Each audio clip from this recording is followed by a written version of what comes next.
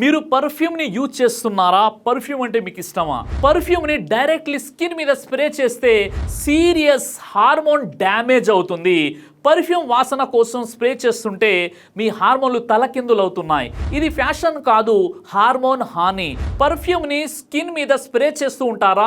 మంచి వాసన వస్తుంది అనుకుంటున్నారు, కానీ మీ శరీరంలో హార్మోన్లు ఇంబ్యాలెన్స్ అవుతున్నాయనేది తెలిస్తే మీరు షాక్ అవుతారు. ఒకటి, పర్ఫ్యూమ్లో ఉండే థాలెట్స్ ఎండోక్రైన్ డిస్ట్రప్టర్స్. బాగా వాసన వచ్చే పర్ఫ్యూమ్లో థాలెట్స్ అనే కెమికల్స్ ఉంటాయి. ఇవి నేరుగా చర్మంలోకి వెళ్ళి హార్మోన్ సిస్టమ్ను దెబ్బతీస్తాయి. ఈస్ట్రోజన్, టెస్టోస్టిరాన్ లాంటి హార్మోన్లపై ప్రభావం చూపిస్తాయి. రెండోది, స్కిన్ మీద స్ప్రే చేస్తే రక్త ప్రసరణలోకి నేరుగా చేరుతుంది. పర్ఫ్యూమ్ స్ప్రేని నేరుగా కానీ చర్మం మీద కానీ చేస్తే చెమటపోటుతో చర్మం ఆ పదార్థాలను చినుకులా తాగుతుంది. దీనివల్ల శరీరంలోని హార్మోన్ బ్యాలెన్స్ నెమ్మదిగా తలకిందులవుతుంది. మూడోది, పిల్లలు, గర్భిణీ మహిళలకు అత్యంత ప్రమాదకరం. ఈ పర్ఫ్యూమ్ కెమికల్స్ పిల్లలలో ప్యూబర్టీ వేగంగా రావడానికి, గర్భిణీ స్త్రీలలో ఫీటల్ హార్మోన్ డిస్రప్షన్ కు దారి తీస్తాయి. ఇది ఫ్యూచర్ జనరేషన్ మీద ప్రమాదకరంగా మారేటటువంటి అవకాశం ఉంటుంది. 4, స్కిన్ ఇరిటేషన్, అలర్జీ, పిగ్మెంటేషన్.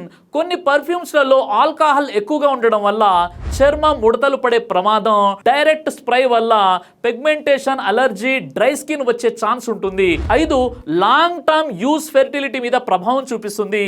నిత్యం పర్ఫ్యూమ్ కెమికల్స్ శరీరంలో చేరడం వల్ల స్త్రీలు, పురుషుల్లో ఫెర్టిలిటీ రేట్ తగ్గే ప్రమాదం ఉంది.